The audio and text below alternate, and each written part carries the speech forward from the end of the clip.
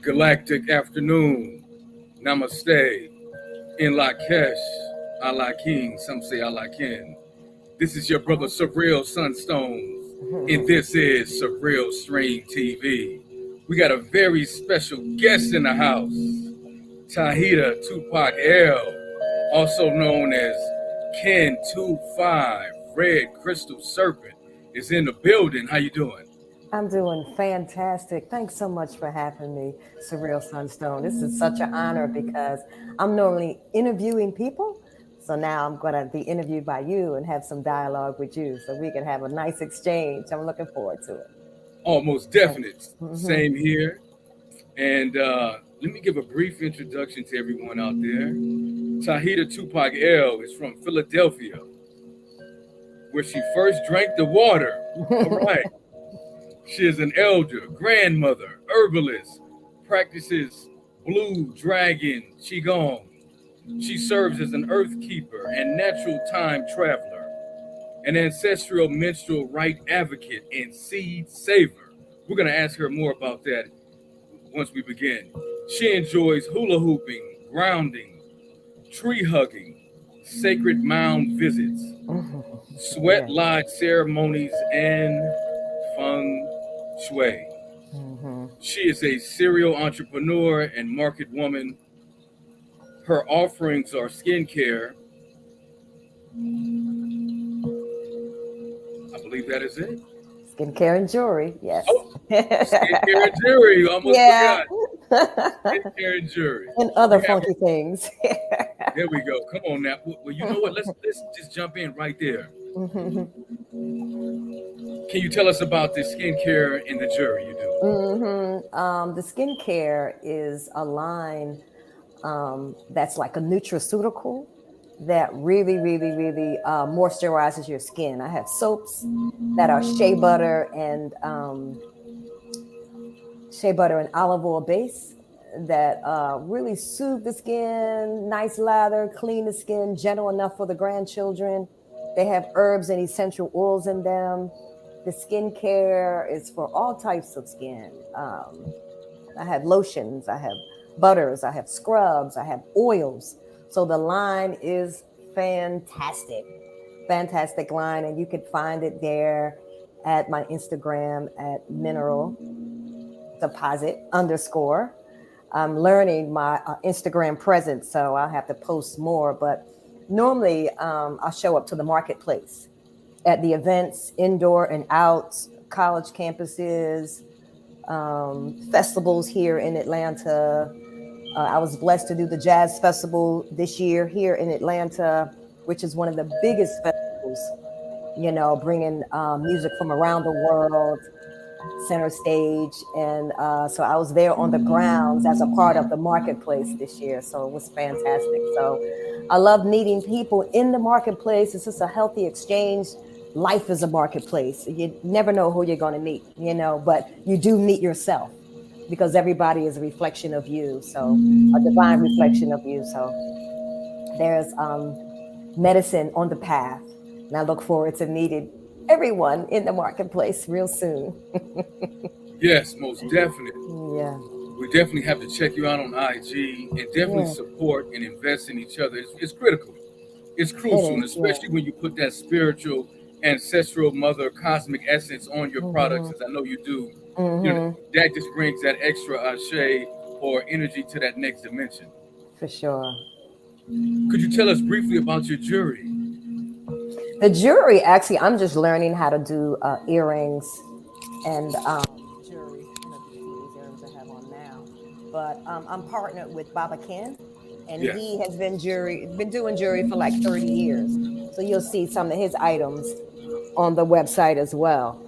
Oh, wow. Some of the finery, I got a silver wrist and I have a copper wrist. Oh, man. So we got stones, wire wrap stones in brass, in silver, nickel silver, sterling silver. Yeah, lots to offer for your neck, for chokers. I have a choker on that was made here. This is jasper, And yeah, so it was just beautiful. So I'm in class now. I'm learning how to sit still and how to become one with the metal, because copper is very malleable. And so it's like a thought and movement. So it's almost like a moving meditation when you're creating jewelry. So I'm right at the onset of that, learning from Baba Ken, the master jeweler. Wow. Can I ask you this? Now you mentioned becoming one with the metal. That to me is very sacred when I hear that, because it comes from a special place when you connect with working with various metals or gemstones. Would you agree? Yeah, I do agree, because minerals we need in our body, as a supplement. We're like crystals and minerals in our bloodstream. So to wear a mineral, like when you wear copper, and sometimes when it tarnishes, the copper is extracting toxins from your bloodstream. So it's giving you a barometer of where you are. Now you can clean it off with lemon juice or some baking soda paste. Some people use ketchup or toothpaste. We use lemon or lime juice to bring back that brilliance. And like lemon juice or lime juice, you can drink too, to clean your inner temple. So those minerals are very, very good. They can act as a protection, a talisman, an amulet, finery, adornment. It's all part of our culture, to have the breastplates on. Like, I know I like to have different types of jewelry on, like different colors for each day, depending on how I'm feeling, So I just don't leave home without them. It's like, oops, I forgot my earrings. Oops, I forgot my bracelet, So it gives you a feeling of comfort, because they kind of feed your auric field as well. I've seen one movie. It was a guy, I forget the name of the movie, but he had on like a pendant like this. Yes. And someone had shot at him, and they shot the pendant. The pendant acted as a shield. So the original purpose for jewelry or finery was for a shield, or to magnify your aura, or to heal up any holes or leaks that you may have had in your aura. There's a brother named Hank Rising Sun, and he deals with gemstones and resins. And he said, never leave home without it. If you don't have a crystal, have a crystal. If you don't have a pistol, have a crystal. So there's certain ones you want to carry in your purse, carry around your neck, in your pocket, different gemstones you want to have beside your computer to ground the magnetic energy, the electromagnetic energy from you. So yeah, they enhance who you really are, the gemstones, the crystals, and the minerals. Yeah. Tahita, you just touched on something very deep. And if I can ask you this, you mentioned the enhancement of the energy, around you or in you. Working with various metals and stones, have you noticed how deeper that has gotten for you? Oh, yeah. Yeah, I remember one time I was wearing like an organite. And the organite is one of those things that kind of protects you from negative energy, from people, and from microwaves and different bombardment, right? So I had my organite on, and the organite is supposed to help you finish your circuit, just like taking homeopathic salts under the tongue, the cell salts, to help you finish your circuit. So I could really feel how that piece of jewelry was feeding my auric field. And I had really some negative bombardment at the job, and I was able to like kind of face up to it and not take it home with me. Because a lot of times when you're around negative energy, you can absorb that in your hair, in your skin, and you wind up taking it home with you, or that kind of lingers in your aura. But if you have a piece of jewelry on, that jewelry can absorb it, ground it, and take it away from your auric field, so you're not dealing with it, or you can transmute it. That piece of jewelry can help transmute the vibrations coming in. Oh, I definitely agree. And, with me being a fellow jewelry maker as well, and being definitely, a lot of the stones and necklaces I wear, I make for myself. I don't make it anymore to sell for people. I used to, sell for the public, but now it's just more exclusive to me, or when I get in the spirit of the flow.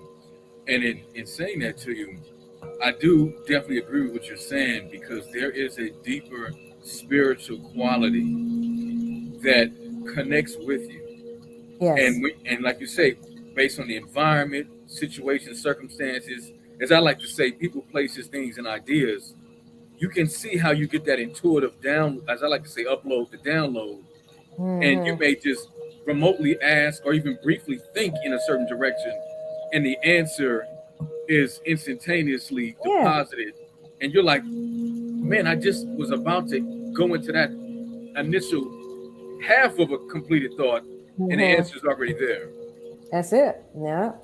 That's so true. That's why I go outside and I ground. Yes. I take my shoes off and my socks off. Sometimes it's really cold. I just got back from St. Louis and I visited Cahokia Mounds. Oh, wow. And, you know, we did some prayers, some dancing, some recitation, some singing. But I made sure that I made connection with that sacred mound by taking off my shoes, because the earth knows your name and knows why you came. So you're not only picking up energy from Mama Earth, from core, you're depositing them too. So it's like a symbiotic message, you know, messaging, engagement, like interfacing that you're doing with Mother Earth at the same time. So in my bio, it said I was a tree hugger.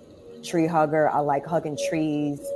And so they can ground me and I can honor that tree because the roots are so strong and it adds shade and coolness and housing for other animals and things. So yeah, when it comes to being at one with nature, I'm that earth keeper that is going to put my feet directly on that holy ground, you know, that mineral ground, that red clay, you know, and take the opportunity to hug a tree for that energy exchange, you know, because we're all trees.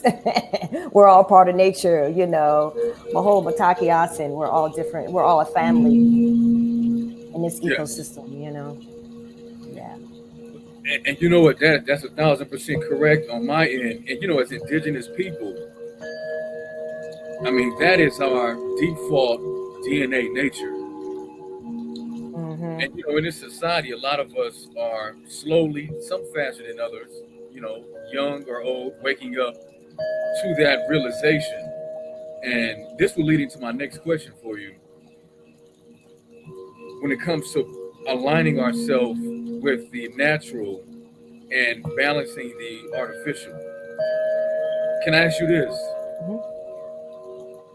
With the level of awareness that you've accumulated and you've activated, how do you blend or balance what we define as third dimension, the physical material, and what is natural and universal and cosmic and spiritual?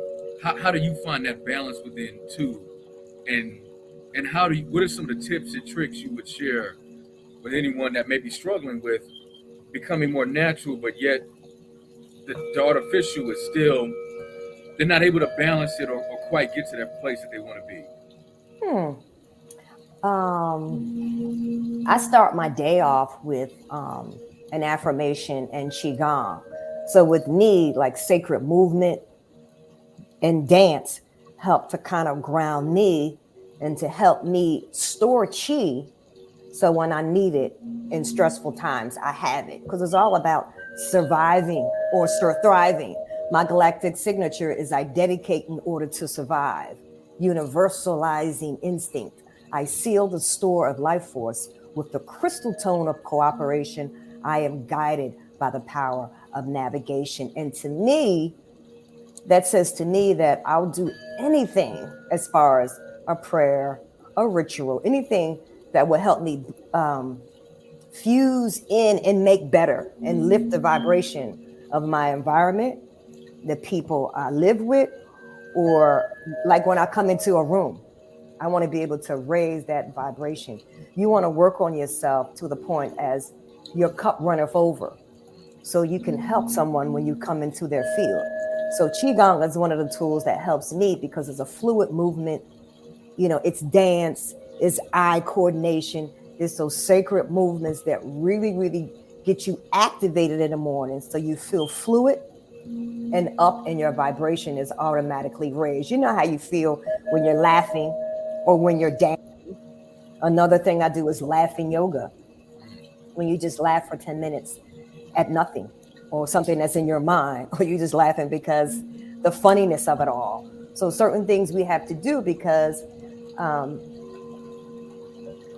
people process stress differently, you know, and we all have to find a mechanism to do it outside of, you know, drugs. I mean, some people use shrooms and tea and yoga and exercise. It's about finding the rhythm that you can bring up and raise up within yourself.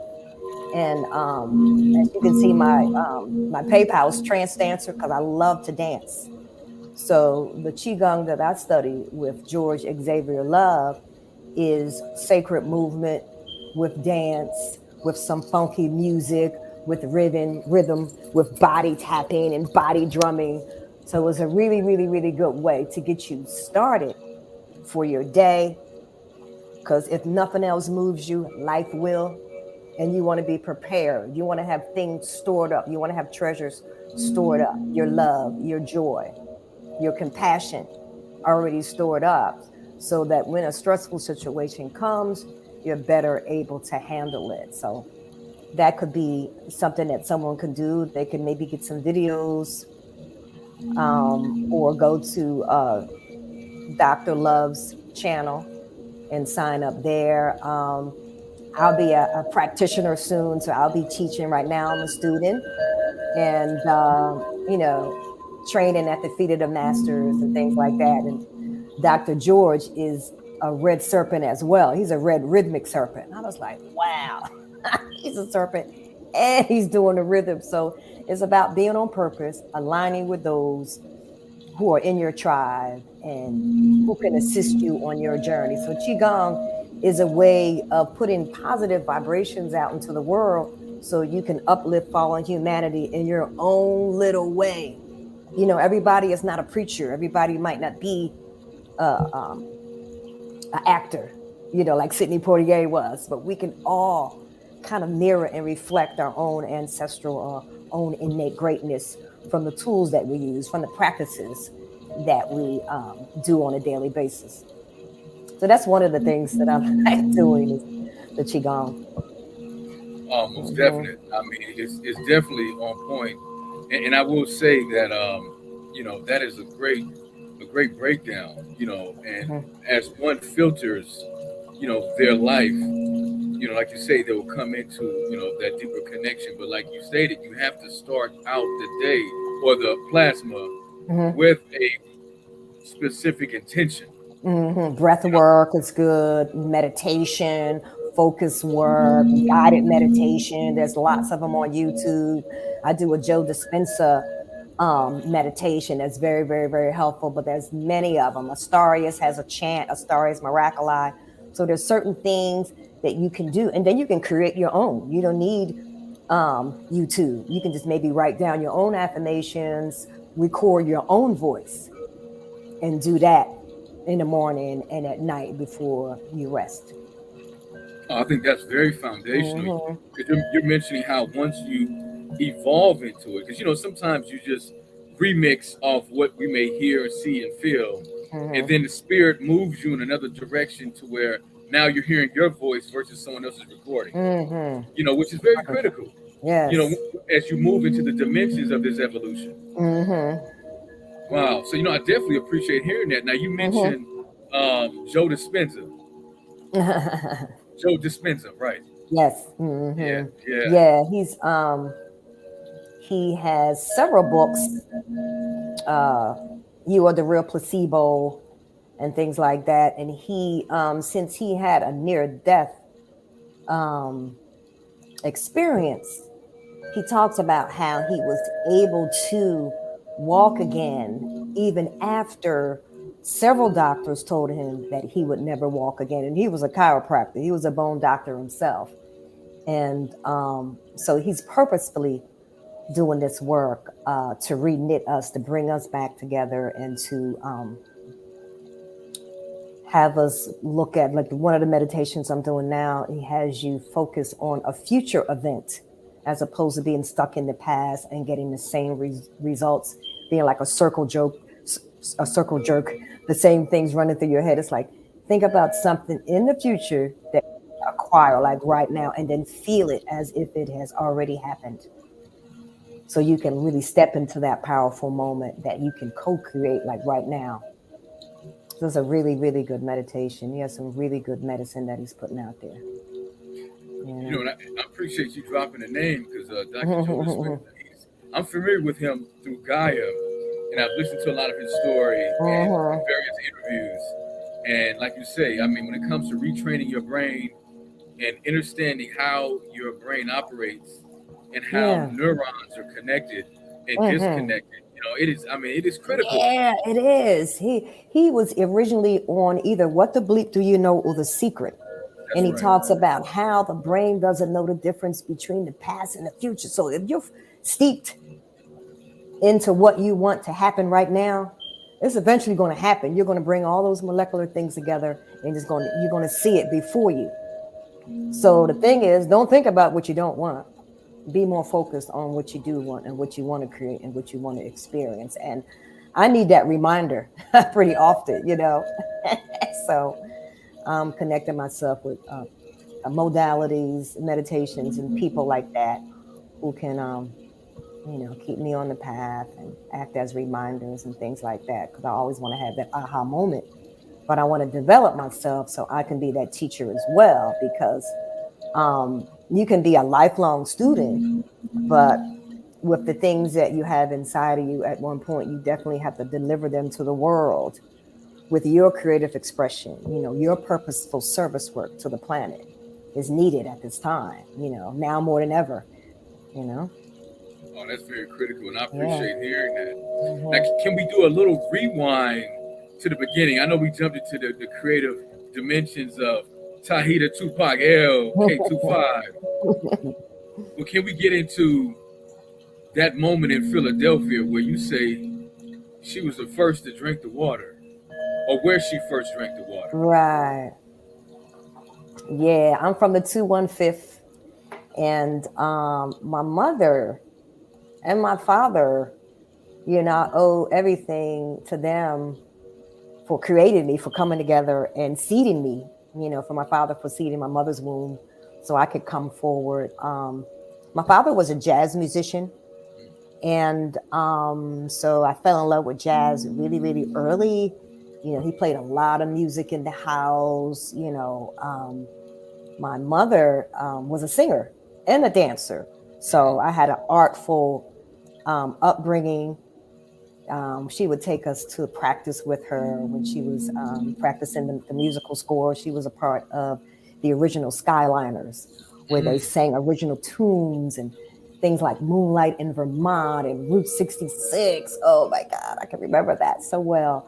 And eventually my mom and dad split, but they remained friends. And my mother became a Buddhist. So I was baptized as a Buddhist, I think between 9 and 12, anywhere between there. And so we started chanting the Gohonzon. Chanting to the Gohonzon was the focal point. Nam Yoho Renge Kyo, Nam Yoho Renge Ko. So we learned that chant, and we learned about cause and effect. So my mother and father were very, very open. I started a garden when I was 17 years old. My uncle came over and showed me how to kind of till the land, get all the rocks out of the land, make the land really, really malleable and loomy so that the seeds could take root and sprout. So I fell in love with gardening really, really, really young, you know, as a teenager. When I was still in my last year of high school, some of the things that helped me on my path was reading Dick Gregory's book. I think it was Mother Nature, something about Mother Nature, Dick Gregory's book. And it was like so profound. He talked about diet and, you know, throwing out everything white in your cabinet, like white bread and white flour and white rice and white salt. So early on, I started to seek truth. I started to seek a healthy lifestyle, and started to be kind of involved with the arts, the religion of Islam, different types of yoga, Buddhism and things like that. Kind of opened me up really, really, really early. And Philadelphia was a really politically active and culturally alive place, for me to spawn. I did African dancing coming up. I became a Muslim. I went to the Sufi temple as well as the Nation of Islam, and really got out there into going to a whole lot of cultural events, learning about my history, going to a lot of lectures there. We had a wonderful Black bookstore there, Hakeem's bookstore. So I frequented the bookstore and the library. I just loved growing up in Philadelphia. I was a part of Freedom Theater. Freedom Theater was a theatrical group in North Philly. And I used to do that like after school. So I got into the arts very, very, very, very young.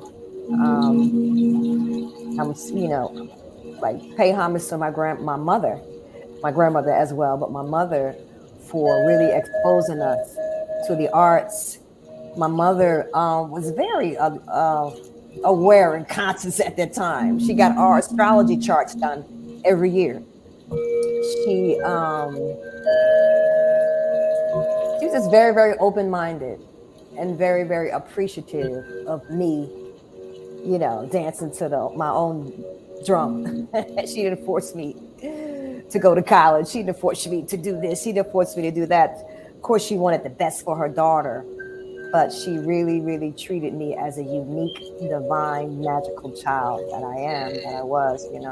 So I really appreciate my upbringing, her being so open to Buddhism and just opening the door to other things outside of the church, because her mother was church going, and I did go to church. But when she started to turn in other directions, we went with her. So that made us grow right alongside her, doing the chanting. We would have rap sessions over the house on Friday night. She would invite people over, and they would talk about these deep conversations, like rap sessions, ciphers, that I was a part of. And I got to experience that firsthand, So I give thanks for my parents, for meeting in Philadelphia, my father seeding my mother's womb in Philadelphia so I could come forward. And I am a divine reflection of them, a loving reflection of them right now. And they both have dropped their bodies in their, in the ancestral realm. And I remember one time I went to a jazz concert, right? I went to a jazz concert and I went to see, I think it was Yusef Lateef. No, Pharoah Sanders. It was Pharoah Sanders, another great artist. Pharoah Sanders, right? And I'm looking at him on stage. But on one side of me, I could feel my mother on one half of me and my father on the other half viewing the concert through me. And they were so glad that I was there, because there's meditational messages in jazz music. Certain musicians really play that audio physio-psych music where they're pouring out their heart and spirit and sending you a message. So they were so glad that I was there, because I could have been doing other things on that Friday night, but I found myself there in awe. And I wasn't just listening with my ears, I was listening with my heart. And they kind of opened up within me and told me to really, really, really listen to what he was playing on his flute and on his horn. And that was just a wonderful experience to listen to some transformative jazz, to see the colors coming out of his horn, and being told that play jazz in the home, because jazz is an ancestral music that our children and grandchildren can really get the message from. A lot of things that's being played on the commercial radio doesn't have that really, really good message that they need. I mean, they can still get light codes and downloads and things like that, but jazz is an old ancient music. So we definitely need to have that on heavy rotation, and not just be subject to the things they play on the air for money or randomly play, because you are what you listen to as well. Mm-hmm. Wow, I definitely appreciate that knowledge and wisdom. Okay. And you are right. We are, as they say, what we listen to, what we eat, what we expose ourselves to, what we, Yes. how we choose to put our energy in various environments. Yes. And as I say, in my own humble opinion, it's always the filtration process that I learned can be very key. Because sometimes there is some give and take or bend, but not break in having to adapt to various environmental shifts and dimensions. Because you can easily just, and that could be for instance, let's just say you're actually going into a store versus ordering online for delivery, and you go into that store, and they have a certain energetics and how they operate their store. And there's various people in there with various personality types and dimensions and energies, and some are rushing, some are with children, some are by themselves, some are with their families, some are with elders in their family, some are just lost looking around. You may see someone who's, considered homeless walking Yes. around, you know. And in saying that, I would just want to share that, filtering and balancing ourselves, I've come to learn it's very crucial, because sometimes all you have is the energetics to adapt, Yes.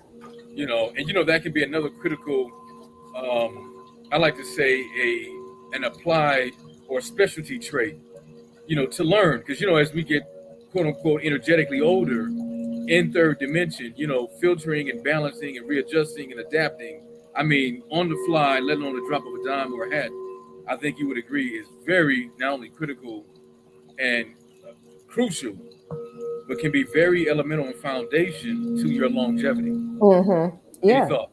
Yeah. Going back to the qigong, it really, when I on the days that I actually do qigong and engage in it, I'm feeling much better. I'm not flying off the handle. I'm not as stressful. I'm thinking before I speak. I'm really going within and getting the message that someone is trying to convey to me, as opposed to wanting to reply right away. I'm actually listening and being still. I'm going to that stillness within myself and finding the peace so I can radiate that, you know?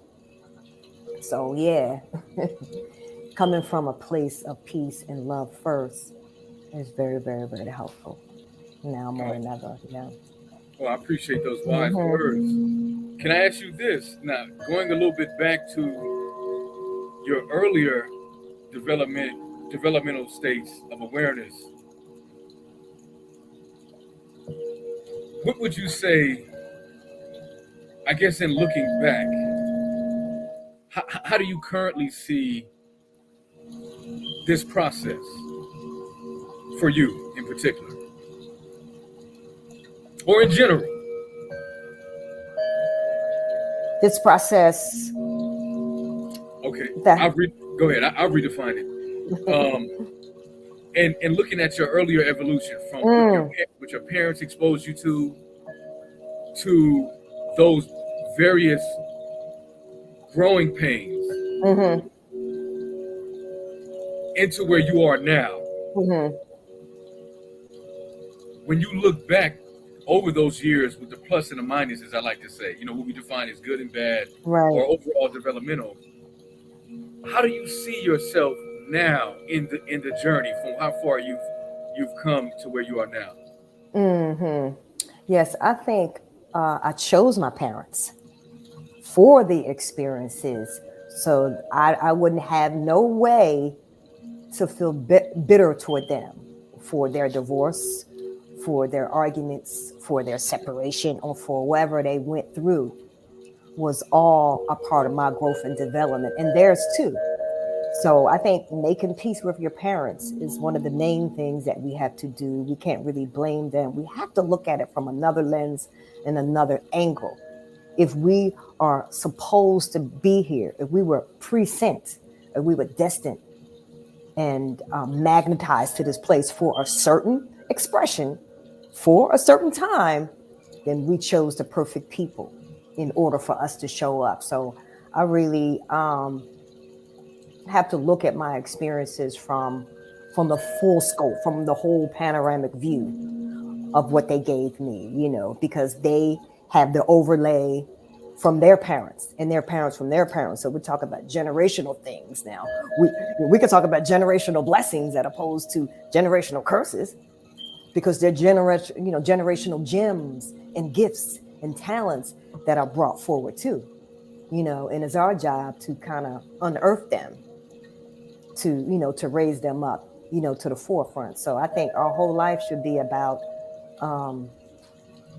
thriving the challenges or welcoming the challenges so our better self can show.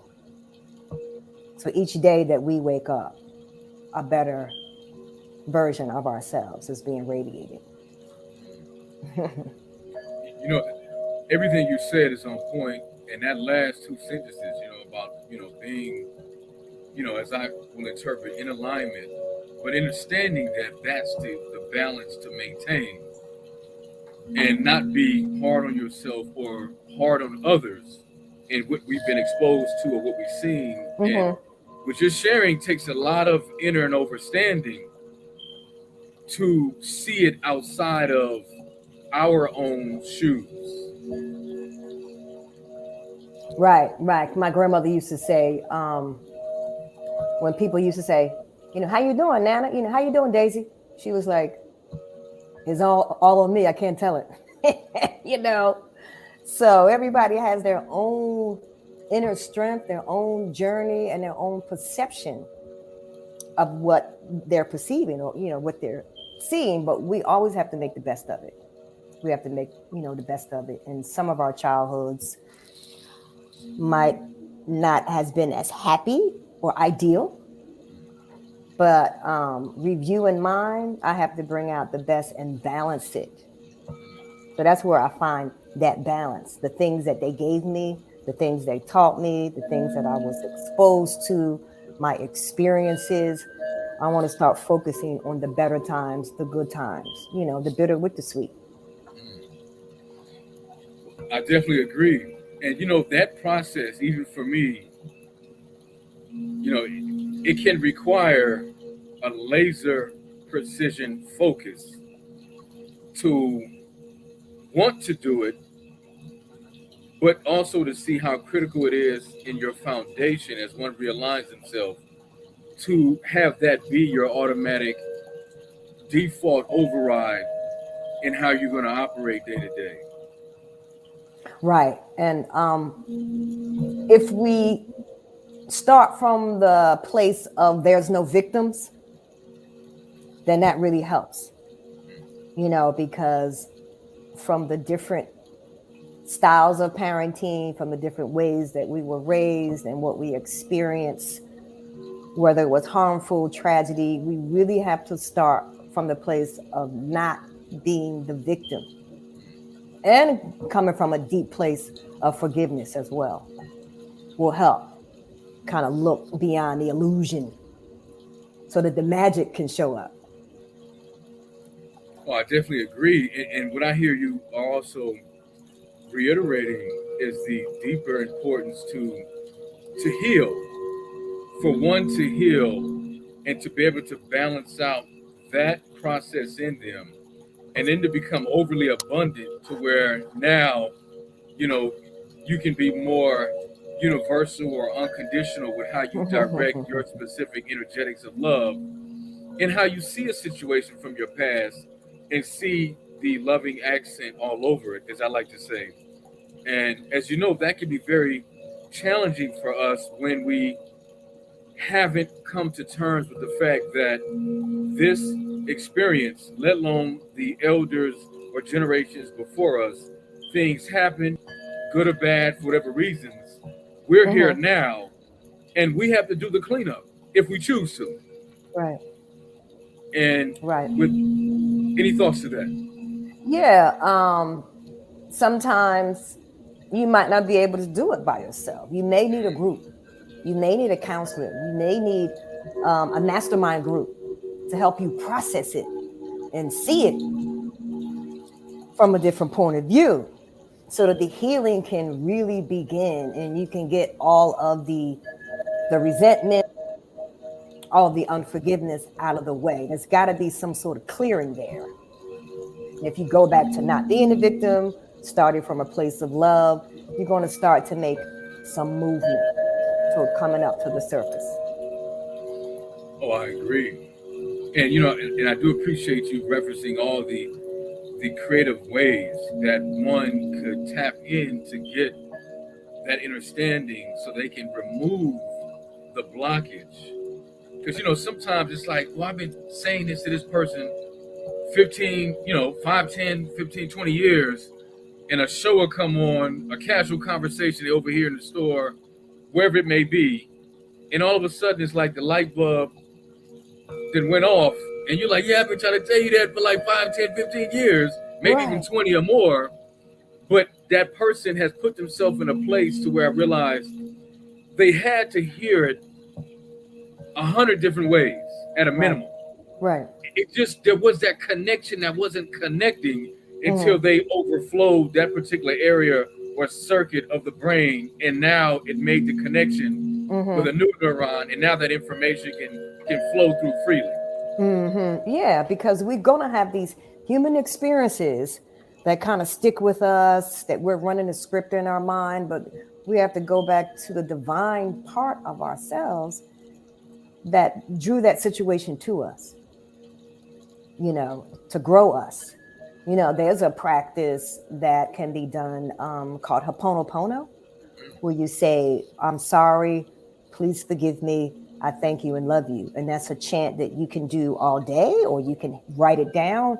You could have it playing in the morning, playing at night, and it helps to lift the grief. It helps lift the sadness or the unforgiveness that you may harbor against either your parents or anybody else, or different things that may have happened to you. We have to find that place of peace and forgiveness and clearing, and start from the place of not being a victim, but that being an experience. There's also a practice called radical forgiveness, which was really kind of difficult for me at one time, when you go to the point and say there was nothing really done toward me. And that took a lot, but anything that can pull back some of the layers so that you can be your authentic self and just fuse all that integrated, because it's a part of life. It's something you experienced, and you can use it as a teaching tool for someone else. Like my sister. My sister was a drug addict for years, and now she's a drug and alcohol counselor. So she's the best one to help someone who's being challenged with that, because she went through it herself. And she had to do a whole lot of forgiveness work, a whole lot of things that she blamed why she was on drugs. It was a buffer for stress and things like that. But she used that. Her worst weakness became her gift and service to the world. I agree. And I appreciate you sharing that, and the transparency with the realness of it. Because as you know, this process requires you to be, as I like to say, beyond brutally honest and real with yourself first. Because if not, as I like to call it, one will just go around the merry-go-round to learn the lesson. Yeah. And that can be years of more heartache and suffering on one dimension. Right. Versus a quicker, faster breakthrough and awareness to say, oh, I get it now. That's what I'm being told or connected to see, to change, to do different. But as I'm pretty sure you would agree, I like to use this term, it's very relative to each unique spirit and soul's evolution. Right. Correct. It's very relative. Any thoughts on that? Yeah, because we choose our parents. We choose the situations, that we lend ourselves to, just so we can learn and raise our soul's vibration. So I know that's Earth is a playground, but it's also a school and a university too, for us to learn those lessons and to uncover what it is we're supposed to be doing here, our gifts and talents. We all have a star level job that we can do inherently, that we were gifted or that we chose to do, just like a crystal or a gemstone. We all have that inner brilliance where the light is going to come through, and then we can radiate that out to the world, like a beautiful piece of jewelry. So I think that we all have to mind our mind for the jewels of our soul so that we can uncover it and then polish it. Yeah, and wear it. Appreciate those wise words. And you're right. And in adding this to you, I want to definitely hear your thoughts on this. When did you realize that you were more than what you saw in the mirror every day? I think from a very young child, I was one of those inquisitive little girls. I did have a sister, and then I have a brother, so I wasn't always alone, but I found that alone time. And I remember one time I had lost my baby doll, and I could not find it, right? So I was outside, I was like trying to find it. I couldn't find it. And I looked up into the heavens, and I seen a star. I know this is going to sound like the Lion King or Mufasa or something like that. Look at that. I'm Simba, right? I looked up in the sky, and I talked to the star, and I asked the star, please show me where my doll is. And when my eyes came back down to earth, it went directly to where the doll was. It went directly to where the dial was, like a homing device. I found my dial. So I knew that there was always something different about me. I was an inquisitive child. I was asking astrology questions like, what's my sign to my father? Remember, I asked my father what my sign was. He said, you're a Cancer. And I'm a Libra. I wasn't a Cancer. But he just had to answer. Yeah, he had to answer me, Right. And then I had a cousin who was very much into metaphysical books, and I spent a lot of time with her. I remember her exposing me to a book called The Opening of the Third Eye. Very, very, very old book. I think the author's last name is Stanley or something like that. But so I had different people in my life that exposed me to really good funk music. I think funk music is a way, like a pathway to the stars too. And then, your books, your music, your experiences and things like that. So I think that got me off to a really young start. And then my mom having those rap sessions at the house, her getting our astrology charts done really, really, really early, her exposing me to the books of Hakeem Abuti and Khalil Gibran and things like that she had in the house. And in one book in particular, she really wanted both of us to read, my sister and I, was the Jonathan Livingston Seagull. So I definitely have to get that for my grandchildren. She wanted us to read these message books. And Jonathan Livingston Seagull is one of those message books, things like that. I mean, I went to public school. My mother was an activist, so she homeschooled me for some time. So I was able to get that one-on-one from her. And, she was a Leo mom. She poured a whole lot of love into her children, and so I really, really love and honor her and, hold her memory high for really, really, really loving me and exposing me to her life and her friends. And she was always introducing me to her friends, and her friends already knew me. She was like, my mom was like my greatest fan. And she was always pushing me out there. You should sing, you should dance. My mother really wanted me to be a little bit more assertive than I am now. I was kind of shy. And I stuttered as a child. So I took, speech lessons and things like that. I had to learn how to breathe and talk in a square and things like that with the speech class and things like that.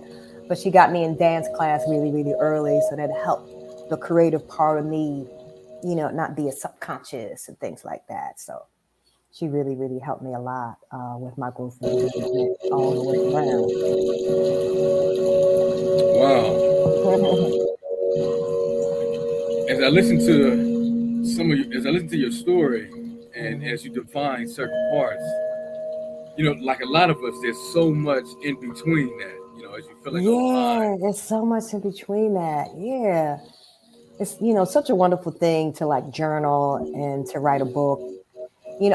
I want to do a book, but it not necessarily about my life, but as I talk about it, we all have a story, to tell and to share, and just to have you listening here is so important. It feels good to have it received. Almost definite. Can I ask you this? Mhm. In reading your bio, ancestral menstrual right advocate and seed saver. Can you give us a breakdown? Right. That's What's all. happening? That's all a part of honoring the earth, like grounding and tree hugging, saving seeds. Like I have like a seed bank. I collect seeds. I don't always like planting, but Mm, I do have a garden, and I used to work on a farm. So just having your seeds, so that you can, wherever you go, you can plant them or you can cast them on the ground, with a prayer. So I believe that we should all give people seeds, like on their Earth Day, as a part of the gift, like in their card, have a packet of seeds there. Or when you're eating something, saving the seeds, putting it in a Ziploc bag, putting a date on it, putting it in the freezer, and then composting, the vegetable or fruit. So they were always giving back to the earth, and what we give to the earth returns to us. So we're keeping up that symbiotic communication with the earth. So seeds are a really big part of my life, because I'm guided by navigation, and that means earth. Earth has its own, like, GPS. The earth knows your name, and it knows why you came. So knows why you came. So that grounding, working with the earth, either laying back on the earth, or taking your shoes off and just sitting there for 10 to 15 minutes outside in the sun, or, when it's cold, not necessarily when it's raining, but, somewhere you can really, really commune with nature, even if you live in an apartment, find time to commune with nature. And the ancestral blood right part of it is every woman who is flowering, every woman who has a period, should make it a practice. I'm advocating making it a practice of giving some of that blood back to the earth, because the blood, if fertilized, would have been a child, would have turned into that black dot, and would have been that fetus, and would have matured, and after 9 months would have come forth. But that blood flow lets us know that we're in tune with nature, that fertilization did not take place, but the blood can be shed back to the earth, into a jar, into a house plant, in your backyard, by a tree, in some private area where we can do a heartfelt prayer for peace, for the protection of our men, for the protection of our people, for the veneration of our ancestors. So it's like, how you pour water for libation, you can do a blood libation for the end of all war and peace within. So I see that sacred blood being a connection or offering that you can make to the earth, something that comes from you. You didn't have to commit suicide for that. You didn't have to have an abortion for that. That's a natural ruby flow that flows from you, and it's a sacred blood. Since you do have a menstrual cycle, now if you didn't have a cycle, like women like me, we don't have a cycle as we age, but we retain that blood. So we're flowering from the inside, so we can give forth our spiritual children our wisdom now. For the ones who are flowing, I urge them to fall in love with their cycles if they have them. Now you can work through your diet, make the cycle days shorter, from 7 to 5 to 3 to maybe down to 1 day, but still see it as a sacred act, giving your blood back to the earth, or during that moon time, with cleansing, with mimicking the womb, and cleansing with cleansing teas and herbs, not doing so much of hard physical work, but kind of going within, taking that inner journey, doing your journaling, tapping into your psychic abilities and things like that, and just make it out of meditation or practice your time within those 28-day cycles. that's natural time. So you can kind of clock in on who you are, during that time. So I really see it as a sacred time, sacred movement, at the onset of puberty and then ending it, but during that time, whenever you can, save a little bit of your blood, sacredly pour back to the earth with a prayer. You can even add more water to it and pour it into your house plants, your garden, or something like that. So I advocate that with my daughters and the daughters of the world. If they flower, give it back to the earth. Oh wow, I definitely appreciate those wise words. Again, I mean that is, oh man, it is so foundational and ancestral to hear it. I went to go ahead. No, go ahead. Yeah, I went to a sweat lodge many moons ago, and we had right before the sweat lodge, we had different sessions with different elders, from different parts of the world. And it was this divine woman. I can't remember where she was from. She said she was from the stars. She said she was from the stars. She said that she was only going to be here for a short amount of time. And she told us to save our blood. She even told us to take a paintbrush and, do some sacred art with it. Maybe do some sigils with it or something like that. And when she told me that, it was like, it just struck a chord within me as something ancient and something worthy of a practice that I could start to do. And believe me, when I did it, things started to change in my life, because you have the attention of the earth and the cosmos when you put your petition in with your own blood libation. And your first petition should be for there to be peace on the earth, for there to be peace within you, so that you can raise to your highest self. And then you can ask for other things. But wow, it was like natural magic. It was like natural magic working with, the blood. So a lot of people look at his blood as being nasty and putting blood in a man's food and curses and things like that. But on the other hand, you can do it sacramentally and give it back to the earth peacefully with a heartfelt prayer for peace and protection of our beloveds. Oh, I appreciate that. And this creative joke came to my mind. I'm like, where did that spaghetti come from? Where did that spaghetti come from? But what you're saying is real, because there's that other side to it. And again, as we call it, roots or juju or hoodoo practices, right?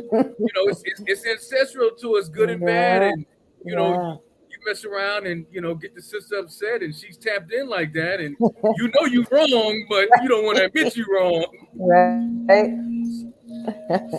So now you got to deal with the energetic forces of it, And I always like to bring a little, comedy essence to it. We got to laugh because, as you said, it is healing the soul. Yeah, and we're in that monkey wave spell too. So now, what color wave spell is that monkey? I want to know. Blue monkey wave spell. So that's what we're talking about. Yes, that's right. Because I am your brother Ken 91 Blue Cosmic Monkey in full effect. Wow. Well, we're almost approaching an hour, and I want to give you a quick time check. Okay. And let me see. There were many other things within your. Let me see. You know what, Taida? I do appreciate hearing the spirit and where you come from and what you've learned. What else would you say could be helpful for one who's struggling, young woman or man, with their evolution? Let's just say they feel like their environment isn't supportive to them reading, or they just feel bombarded with maybe other individuals' unbalanced emotions and just a degree of, trauma drama running wild. What would you suggest that a young person or even an elder person could start, as they've come to wake up to this process? I would say learning or memorizing, getting to know who you are galactically. There's so many modalities that you can use that trace back to who you are. You can do 23andMe. It might be an ancestry thing you want to do. It can be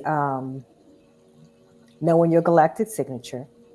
for starters. Everybody knows what their birth sign is. You can get charts. There's human design, there's numerology, there's nameology, cardologies, there's different oracles that we can use to find out who we are, why we showed up, and what our gifts and talents are. Now that particular, finding your purpose and living your purpose is something that you can just do daily, because that may change, from time to time. But really being grounded in raising your vibration daily, being, showing up your best self every day in the morning. So knowing your galactic signature is a way of knowing who you are, reading that and knowing that. I do my galactic signature daily, but there's a Psalms that I do, Psalms 23. I read that in the morning too.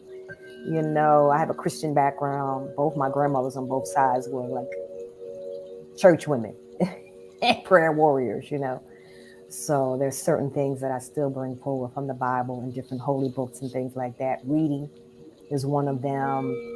Dancing and Qigong is one for me. It's like, if you are the church, or we are the body temple, we are the body church, then we have to, raise our vibration and sing our joyful noise from whatever vantage point we can, from within, So yeah, we have to do our own GPS search, searching our hearts and minds, sitting in meditation, sitting quietly, asking those questions. Today is a yellow cosmic warrior day, or not cosmic, rhythmic warrior. And it's a day that we ask questions fearlessly to ourselves so that we can get the answers. The answers can be revealed to us, in our dreams, through this interview, through other people, through situations that'll all be revealed. All the mysteries are going to be, coming to light. So yeah, getting your galactic signature would be one way, I would do. I like the human design system as well. Human design for you is gives you aspects of your personality, your strengths, and what you're here to do, your strategy. I'm a projector, so my strategy is wait for the invitation and other things. And it's supposed to be like 20% of the population on the planet have that archetype of being a projector. But in the Mayan cosmology, I'm a red crystal serpent. A serpent deals with instinctual evolution, kundalini, passion, sexual energy. The snake is on its belly, and it doesn't have a whole lot of senses, except that tongue that comes out. And the tongue that comes out can kind of feel the vibration coming off the walls or coming from the atmosphere. So I have to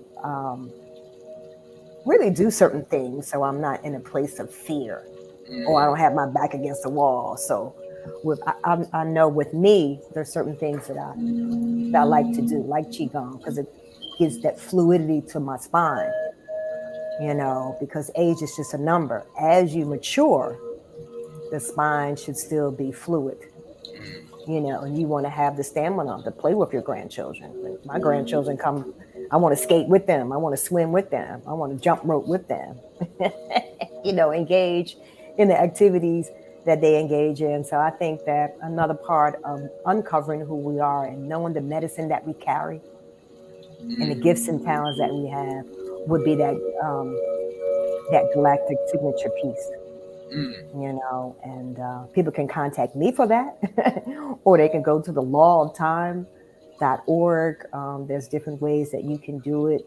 You can Google what your galactic signature is and put in your birthday, month, and year, and it'll come up. And you can, kind of start there as your own GPS of knowing who you are and what you come here to do, and your gifts, your expression.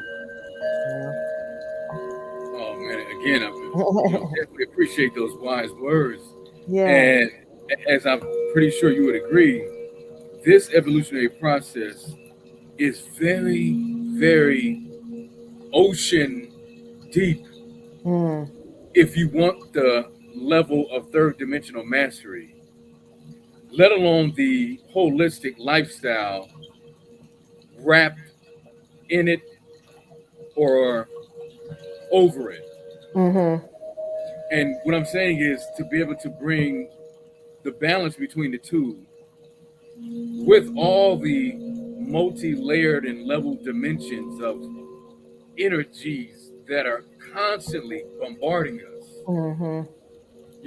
And as I can hear with you, there's some of us that choose to know to a certain degree, and some of us who want to know further, and then there's another level of us that want to go even beyond knowing into fully living the application as concentrated or as whole as one can. Mm-hmm.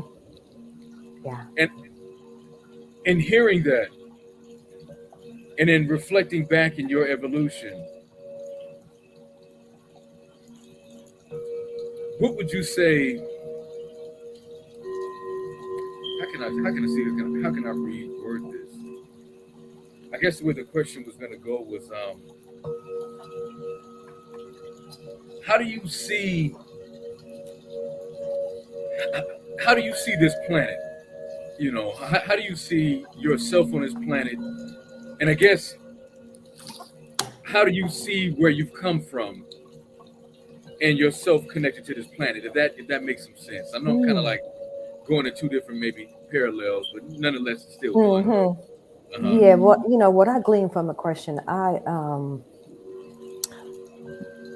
am a student of Dr. York. He's, a master teacher, and I was a part of the Tabernacle of the Most High out of Philadelphia. And he had a book called The Black Hole, right? Something to that title. And in one of the pages in the book, it talked about melanated people. If there were no melanated people on the planet, it wouldn't be a planet. So I believe that we are caregivers of the earth keepers, stewards of the earth. And so I compost. I don't litter. I save seeds. I grow food. I'm an advocate of giving blood back to the earth and things like that. Sun gazing, grounding, any type of thing like that you can do that's going to make you one with nature and not outside of nature, because we all have life. Some people work on computers all day long. Yeah. Some people don't believe in a higher power. Yeah. But we have to tap into that divine side of ourselves at all time and know that, like we're kind of juggling two worlds, the physical world, the mundane world, and the spiritual world, like doing your spiritual work, and chopping wood and carrying water, doing the regular stuff that we need to do. So there's always a balance that, that needs to be struck. And sometimes you will feel off balance when you're giving one way too much, not the other way. So there is a balance with physical rest and mental rest, spiritual rest, and things like that. And life is something to be fully lived, fully explored. And we should be in full expression and exaltation of who we are. And some of the practices that we do, knowing your galactic signature and things like that, can help us uncover that, so we're not bored with our lives. There's something beyond the veil that we should be looking at, something beyond the veil that we should be doing on a deeper level, things like that, because we're all going to have different feelings that come up, worthiness, unworthiness, not doing enough, doing too much. It's going to be, different things that come up. So we have to constantly ask ourselves, or sit still and, meditate on why we're here, and are we making a difference? Are we in service? Are we raising the vibration? Are we teaching? Are we uplifting? Are we smiling enough? Are we doing something as simple as that? Are we smiling beyond the mask? Are we smiling inside? What is our intention when we get up in the morning? Because we're all energetic beings, so we're all connected. Like you're in Florida, I'm in Atlanta, but we're connected. We're having a conversation. Etherically, we're connected, And so we can affect change from a seating position from right where we are. Oh man, that's very profound, and again, very wise. In hearing it in the frequency and the vibration that is projected from your words, leads into this other question I have, and wanting to hear your thoughts on. With everything being energy first, or energetics, or a vibrational frequency, or a signature, what do you think about third dimension, or the physical material part of life, knowing that everything is moving energetically faster, or the unseen really controls what we see? Any thoughts on that? When you said that, that took me back to when I was doing homework with one of my grandchildren, and there was a piece of paper or handout that they had to do, and they had to circle like what was alive. Like there was a picture of a cat, and then a picture of an apple, or a picture of a dog, and a picture of a chair. I was like, it's all alive. It all is energy, in motion. Some things are denser and more slowed down, but I know that the greater part of ourselves you can't even see. We have skin, we have flesh, we have bones. We have all this, beautiful body and temple, but there's an energetic part of us that's really, really, really big. That floats all the way around.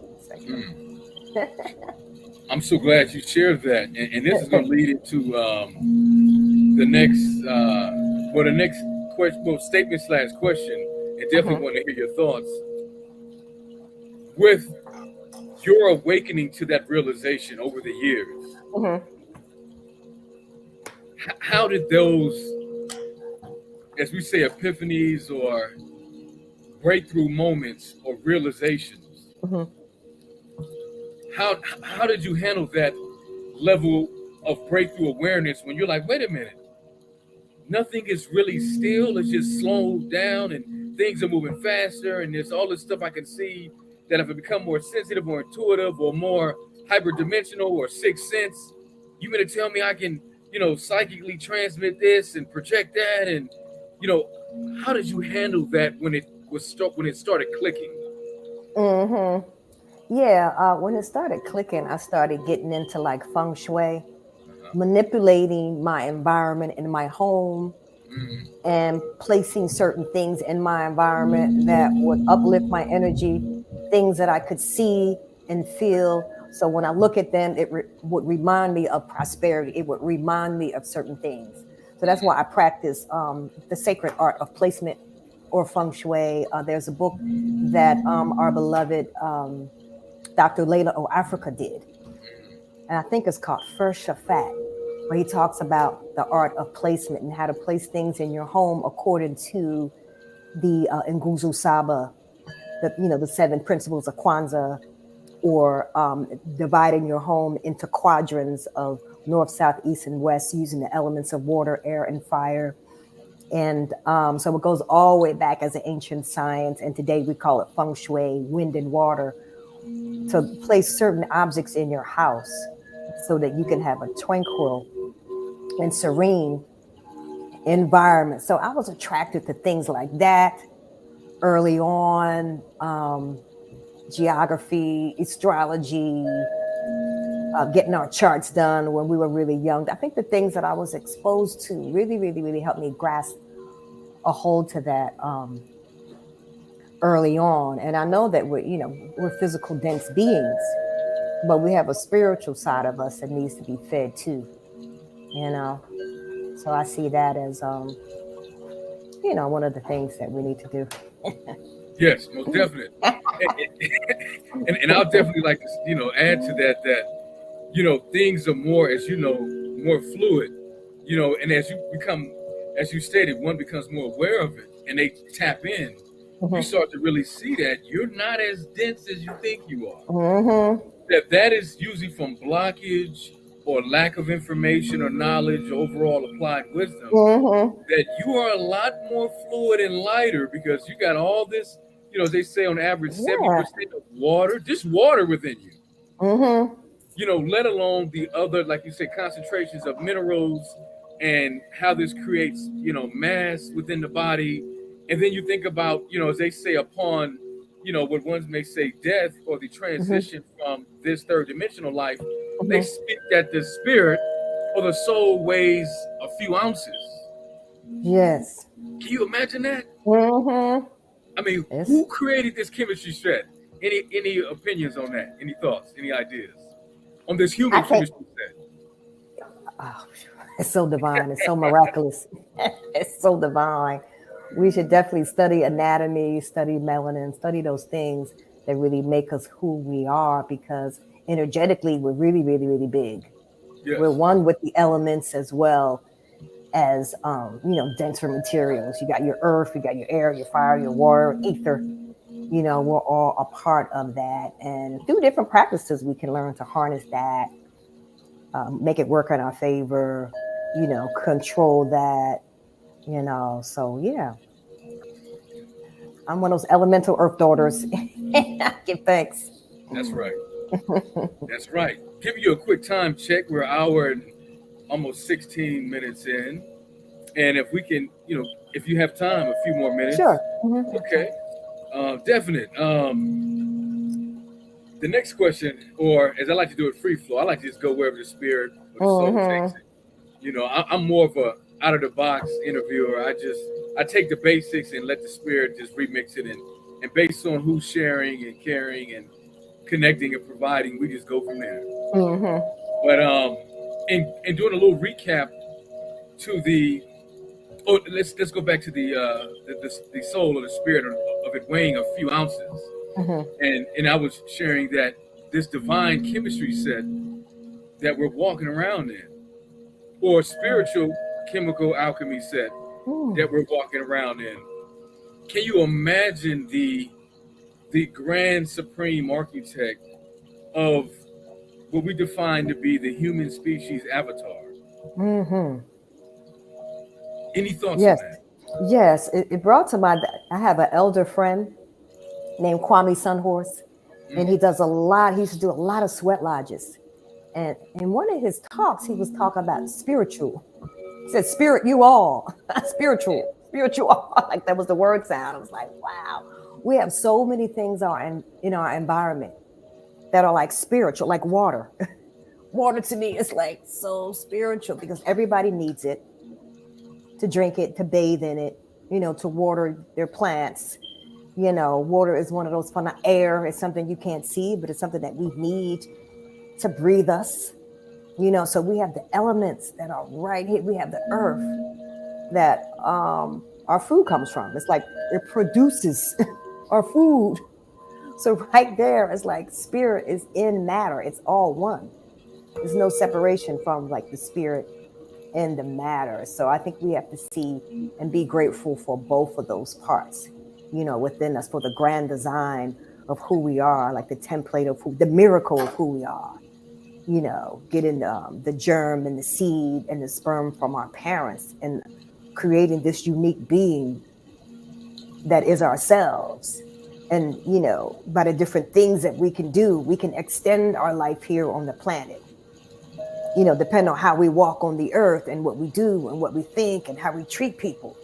We have, and it could be a short term or long term, but it's our duty as human beings, as spirit beings, to radiate the best that we can, despite the challenges and things like that. We have to dedicate in order to survive, and rise above all those things like that. Because if nothing else moves you, life will. It's gonna move you to be your best self eventually, You Man, gotta do that. I mean, foundational again. Definitely love those wise words. And Mm-hmm. life, or the energy of light moving in life, Mm-hmm. will move us whether we're ready or not. Yeah, right. Right. Moving beyond our fears or doing it anyway. And fear doesn't mean like not do it. It means like go ahead and do it. And you can make a breakthrough. Of course we want to be cautious with crossing the street and, when danger and all that. But when it comes to making personal breakthroughs and getting out of the comfort zone, that we should go ahead and pierce that veil and, you know, move forward with it. You know, I definitely agree, because you know, as one becomes more aware of themselves from a beyond earth perspective, and then you start to realize, wait a minute, you mean to tell me I'm, you know, as we commonly reference this term using English words, a galaxy? Well, what is that? Or let alone a planet or a moon or a star, you know. And it's interesting how there's a lot of play on these words to create what seems to be a different definition, but nonetheless it's still universally collected to the right point. Exactly. And it's all inside anyway. You know, when I was in high school, I failed chemistry. Right. And then one day I came across my chemistry teacher, like in a restaurant. And I was telling her, we had a conversation with her. I was like, I wish you would have told me that all those table of elements and all those things were inside of me. I didn't see it as a part of me. I didn't see it in a holistic way that it should be taught or viewed. I see it as something out there. Right. I was like, wow. It seems so foreign to me. Now it's like, you know, I want the table of contents t-shirt now. I want to learn all about those minerals and noble gases and elements and things like that. All a part of us.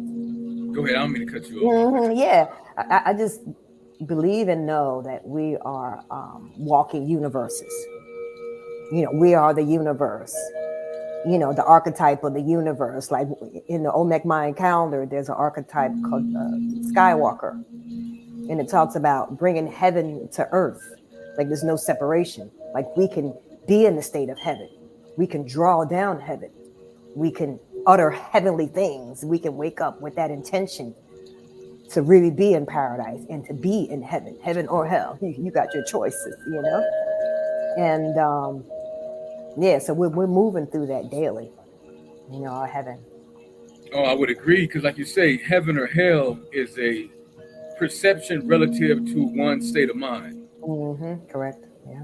You know, and in adding on that, you know, I know for me real quick, when I realized that, wait a minute, the way I was quote unquote taught in school or any of these third dimensional Western institutions or agencies, they're designed specifically to make the separation from the spirit and the mind and the physical, let alone whatever aspects of your emotional, let alone soul overall together.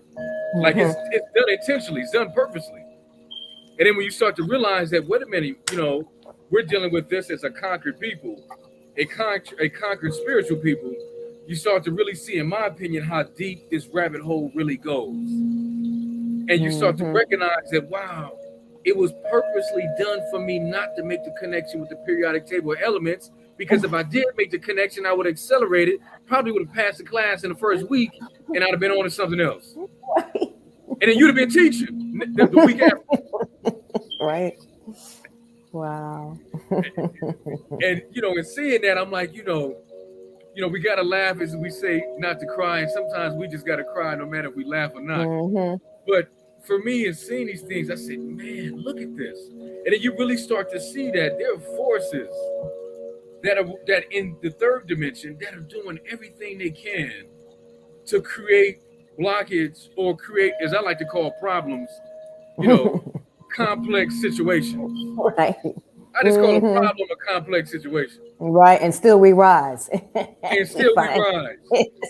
can you imagine somebody, you know, or something or some force? Because I'm always saying, well, who's really behind the government? You know, is there a shadow government? Is there an ancient ET that's been here that, you know, whoever it may be, that's not benevolent to humans? You know, I'm open to all dimensions when it comes to accessing universal truth. Because, you know, I know there's aspects of this that, you know, no matter how much I may want to romanticize parts of it, there's still a reality that, you know what, I heard this term not too long ago, and you can share with me if you've heard it, that us humans, you know, we were created, let's just say the avatar, to do the work or to be slaves to another ET or higher life form that was mining minerals on this planet or from other star or sun systems. Exactly. Yeah, the Lulu Amilu, the divine workers, the workers on the planet. Yeah, I remember reading that in one of Doc's books. Yeah. So can you imagine that? Yeah. Mm-hmm. And I heard this other reference that stated that we were genetically altered at a certain point in our evolution. That we were more spiritual. We had a way like a lot larger pineal gland because of our spiritual connection, and our cranium or skull cavity was a lot larger to support a larger pineal and brain formation. And from there we became a hybrid, or we were dumbed down or tuned down intentionally. And it's been so many, I can't say how many, beyond millennia, thousands of years, that we've now been in this tuned down, turned down state of what we once were when we were fully in our organic, holistic, natural state as this high vibrational spiritual being. Now, in saying that real quick, the point I was going to make was that in hearing this discussion, and I'm going to bring the brother's name in, his name is Billy Carson. And he said a lot of things, I'm still like, wow, I'm digesting this, and, he's giving his sources and his references. And I'm saying to myself, I got to digest this thing about we are cosmic refugees on a planet that has been, to some degree, abandoned. We are cosmic refugees on an abandoned planet. And I'm like, wow, if whatever degree or concentration that holds to be true, even if it's 10%, 20, or half, or 75, or almost 100, can you imagine that, being a cosmic refugee because of ancient battles in other star systems, and our ancient ancestors left from other star systems, and they came to other near star systems to get away, to start over, so things can go back to a reset. But nonetheless, there's been many invasions, throughout the thousands of years that have happened in other ancient civilizations. Any thoughts on that? Yeah, I'm putting together in my mind. I don't have any of Billy Carson's books. I know he has the compendium of the Emerald Tablets and things like that. And I've seen him a lot on YouTube and different webinars and things like that. And he has definitely done, his research on like our cosmology, from Anunnaki history, from ancient history, from different star systems and things like that. So I think it's definitely our job to align, with the planet, to align with the stars, so we can begin to be those helpers, those earth keepers, those stewards of the earth and the land that we need to be, because she is our mother, our earth mother, so we got to love her all the way down to the crystal core. And when we start loving ourselves, we'll love her, and it'll just be, we'll create that rainbow bridge and that oneness that we need to feel and create with every beat of our hearts,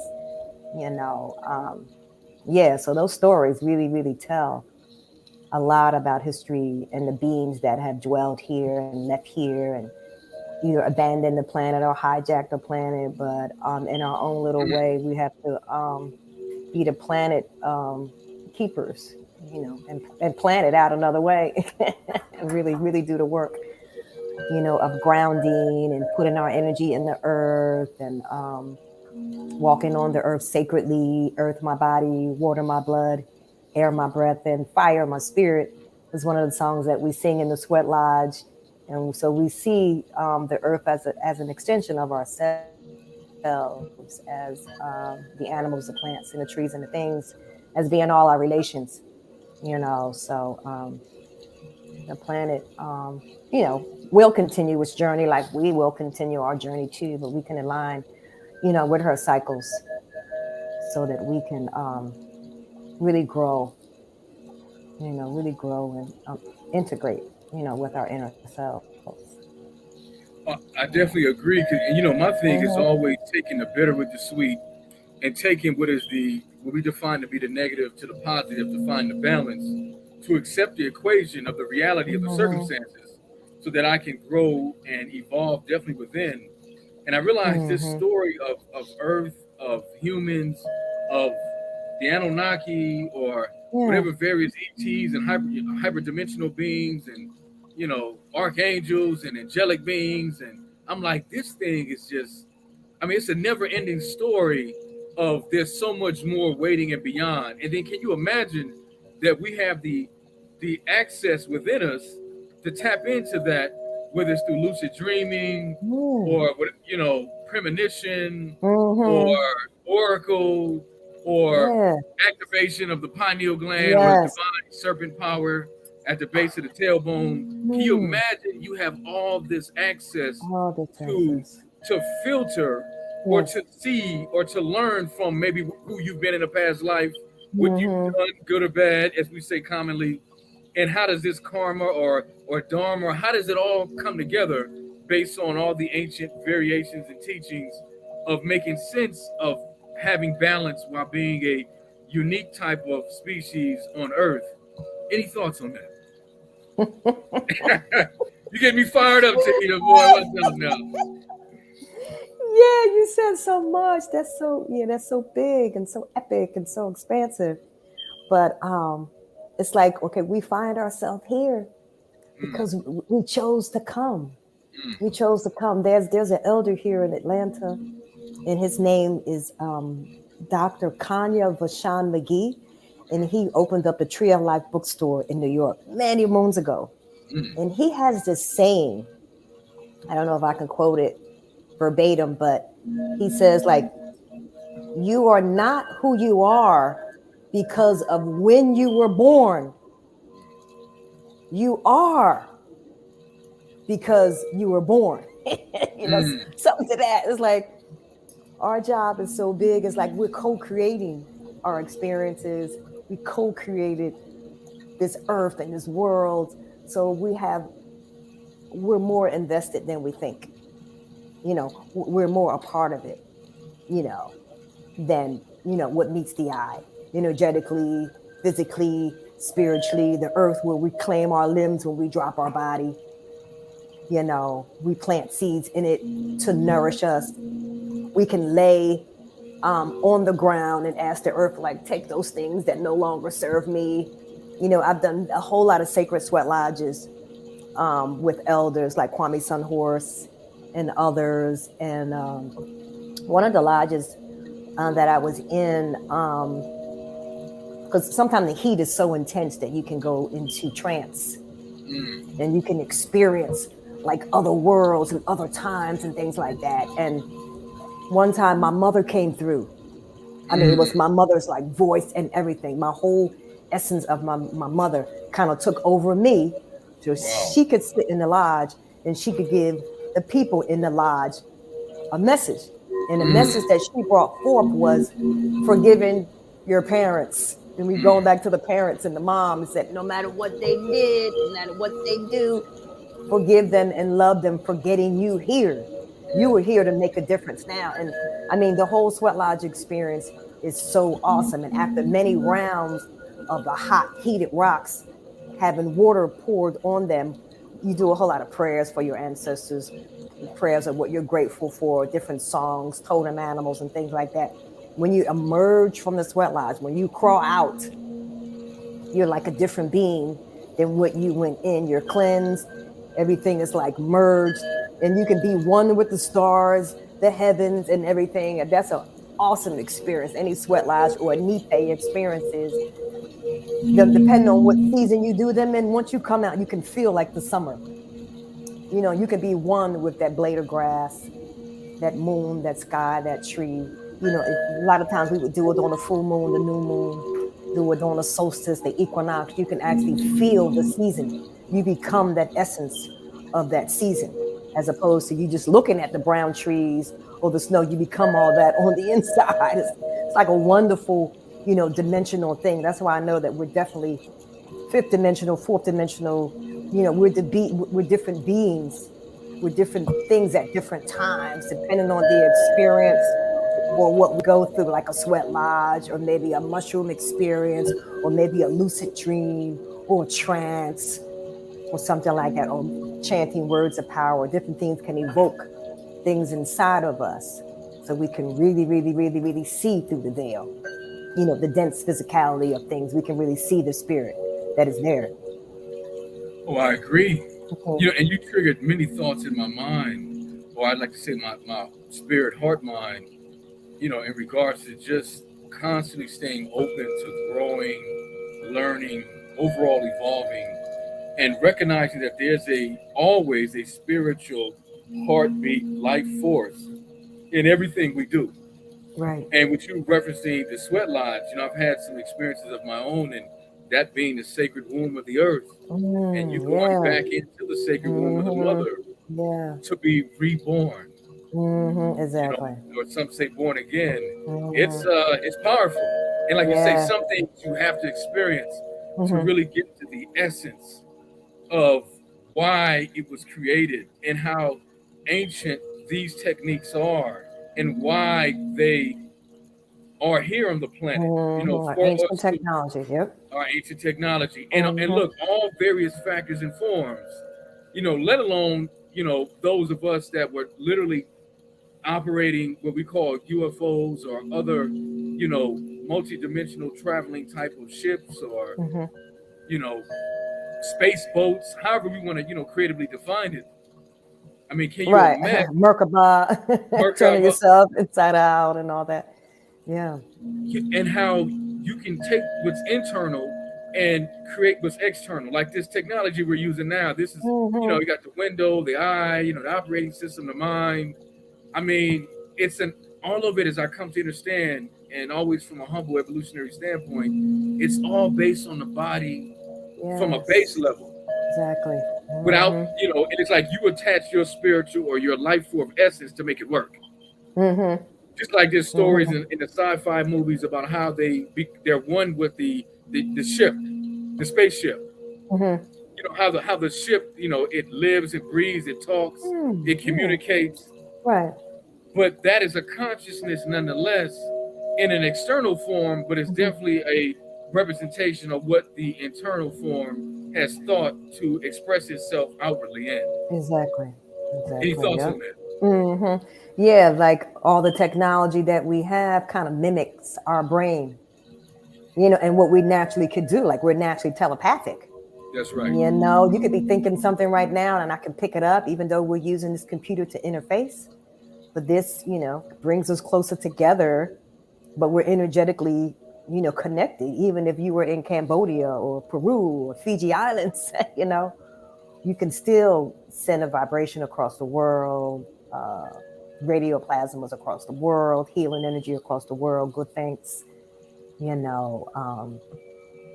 So that's real. That's definitely real. The energy can move through timelines and barriers, you know. And that's real quick. That is very foundational, because being able to break through not only the veil, but develop the inner understanding that is what you must do, or that is the process you have access to. That takes it to a whole nother level of operating, because then you start to look at, wait a minute, my mind, when I go to sleep, is something else. You know, that's another, you know, dimensional or spiritual dimensional screen to see or to travel through from a safer standpoint or place to make communication from, if I'm not ready or fully have, you know, risen or initiated oneself to that next level of being awakened to be able to do it. Yeah. And then, you know, think about in Western civilization, they have this whole attack, at least I call it that creatively, on dreaming or sleeping. You know, they don't want you to sleep. They want you going. They want you running. Right. They don't want you. That's saying sleeping is for suckers. Right. They got all these phrases and sayings. I mean, it's real creative down there, right? Staying woke means get a good night's sleep too. Man, you better think about the premonition and all the deeper, you know, visions that are waiting for you, whether it's ancestrally or multidimensionally, and they can't talk to you and you can't receive it clearly because you can't handle the upload, the download. You can't handle the bandwidth or the frequency transference or the magnetic electric energetics. You can't handle it. because you've wore down your physical so much during the day, and then it's not enough replenishing at night because you're cutting your, let's just say, however, 8 to 10, you're cutting that to 4, 5, and then think about it: if you don't go to sleep deep enough or use any other stimulants or herbal teas or anything to drop you in a deeper state, let alone, as I like to do, crystals and gemstones, you add those under your pillow, put that on your first eye, and let's see what time it is. And in saying that, I just wanted to share that, these are, like you stated, our spiritual tools and techniques that we once knew because we lived more, outside. We got more sun. We lived in more of a natural habitat. We operated naturally during different time periods, and of course things went out of balance, and you lost, the golden age turned into, a dark age, as they say, and the cycle continues. But in sharing that, I just want to say that, in hearing your words, it is very profound, and again foundational and elementary for one to recognize that, you got to sleep, take a power nap as it's described as, but you really want sound sleep to process what comes through from the other side. Because, from my understanding, it can require a lot of, spiritual juice, as I like to say, to get the correct, information or knowledge or wisdom. Any thoughts on that?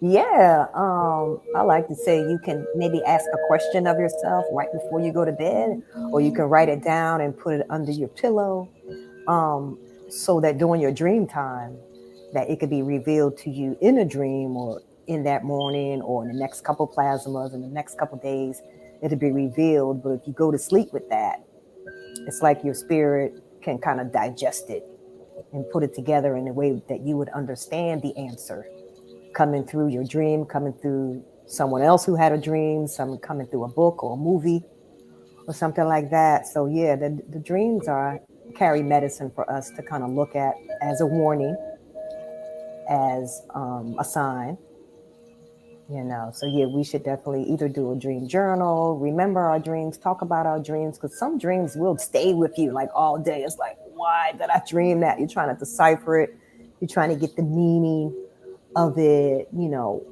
what is it trying to say? And if we're spiritual beings, then even in our sleep, we're still awake in some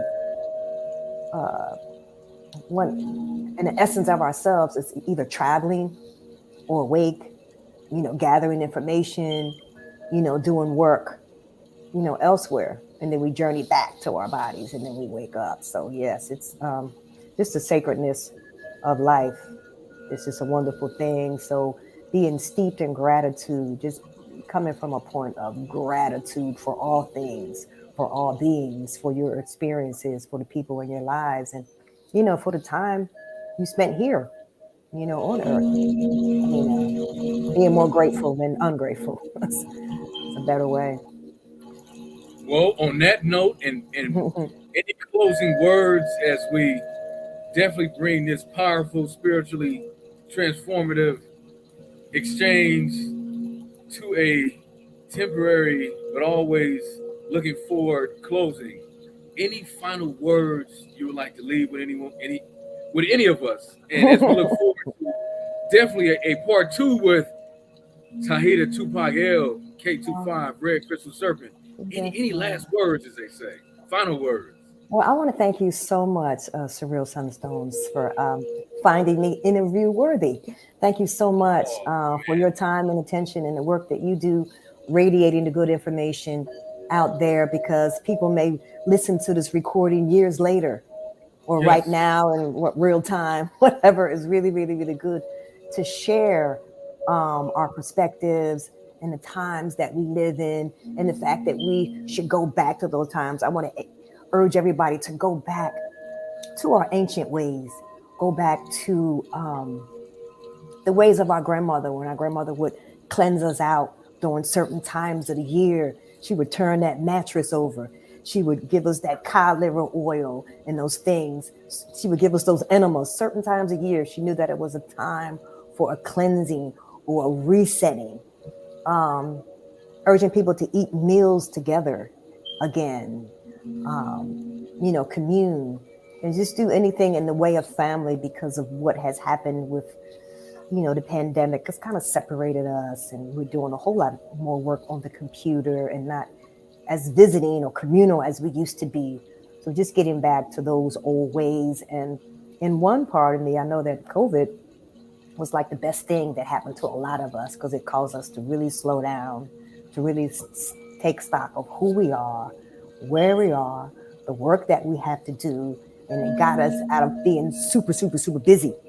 You know, you want to be progressive and you want to be productive, but you want to be grounded enough to really do those things that are of priority, you know, and perspective, you know. So learning your galactic signature is one of them that I would recommend. Composting your food, not throwing garbage in the trash can, but throwing it outside, maybe digging a hole and putting it in the ground for it to grow later, or it could be food for a squirrel or something like that. But you're giving back to the earth, and the earth knows your name and knows why you came. So you're communicating with the earth.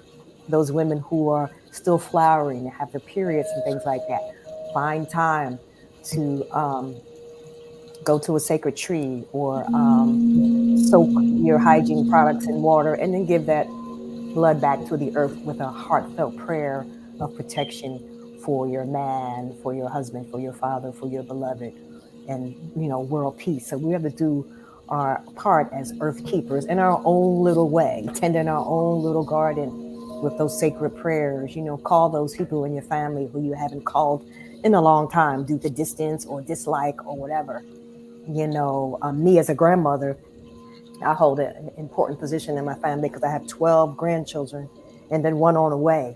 So I have to set up like communication times. I don't want to be so busy that I don't call them or write them or spend time with them. So I think time is art, and we have to spend it artfully and intentionally with the children and with people we love. You know, so that's what I have to say. You know, love yourself more, forgive yourself always, and stay in a state of gratitude. Stay in a state of gratitude, and, you know, go to bed with gratitude and wake up with gratitude. And thank you so much, Surreal Sunstones, once again, for the work that you do in radiating this good information and setting up the time to interview me. I really appreciate it. I'm going to say this, Sister Tahita. I thank you for being one of the many wise elders and original den mothers who are bringing back that sacred cosmic awareness, and who are living it at the fullest, who are always evolving with it, and whose essence embodies it. So I'm always humbled by, again, you offering the time within your particular energy or lifetime to share with me, because again, you've put in a lot of work, and I can hear it. And I know this is just a quick overview, touching on certain aspects. So if time, energy equals art in the future, definitely want to do an episode 2 with you. And again, hear your thoughts on, you know, relationships, cosmic love, dealing with the drama within us, families, being a grandmother, becoming an elder within a, you know, whatever particular, as we, you know, use certain linear references as number count, or just how you see life. You know, it could be whenever it is, 6 months from now, a year, 2 weeks from now. Yeah. So I'm definitely, again, going to give thanks and much love. Namaste, in Lakesh Allah King to you. And I am your brother, Surreal Sunstones. And this is Surrealism Stream TV. And bye-bye. See you next time. Tahita, thank you again. Can't wait for episode 2. Oh, you're quite welcome. I'll be ready, beloved. Thank you. Most definite. And we are out of here, out of 5,000 million trillion years old, G. We're gone. See ya. Wouldn't want to be ya.